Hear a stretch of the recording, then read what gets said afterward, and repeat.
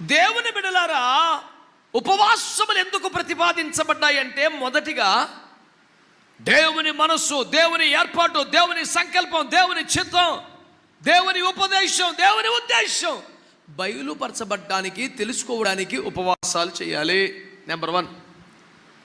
ఆమేన్.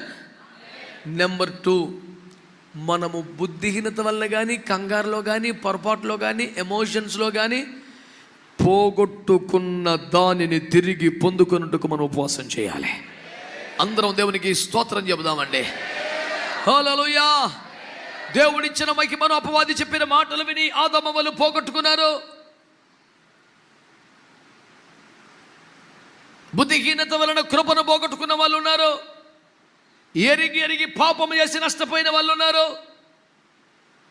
భావోద్రేకాల్లో, ఆవేశాల్లో నష్టపోయిన వారు ఉన్నారు. బలహీనతను జయించలేక భ్రష్టు పట్టిపోయిన వాళ్ళు ఉన్నారు. పాపిష్టి స్నేహముల వలన నష్టపోయిన వారు ఉన్నారు. ప్రార్థనలేమి, వాక్య ధ్యానము లేకపోవడం వల్ల పతనమైపోయిన వారు ఉన్నారు. ఈ రాత్రి దేవుని సంగమా, దేవుని ప్రజలారా, దేవుడిచ్చిన కృపను, దేవుడిచ్చిన ఆత్మను, దేవుడిచ్చిన అభిషేకాన్ని, ఆ ఉజ్జీవమును, ఆ పరిశుద్ధతను, ఏ కృపను కానీ, వరమును కానీ, తలాంతును కానీ ఒకవేళ నువ్వు పోగొట్టుకుంటే, నువ్వు పోగొట్టుకున్న దాన్ని తిరిగి సంపాదించుకున్నట్టుకు బైబిల్ బోధిస్తున్న విషయం. ఉపవాసం అండి, ప్రార్థన చేయి.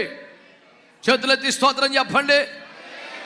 ఒక నిమిషం ఆగు, అలాగే స్తోత్రాలు చెప్పండి సార్. అందరూ చెప్పాలి, చెప్పాలి, చెప్పాలి, చెప్పాలి. స్తోత్రం, స్తోత్రం, స్తోత్రం, స్తోత్రం, స్తోత్రం, స్తోత్రం, స్తోత్రం, స్తోత్రం, స్తోత్రం. చప్పట్లు కొడుతూ ప్రభుని ఘనపరచండి.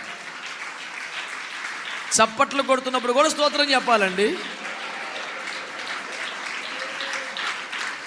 ఆమేన్.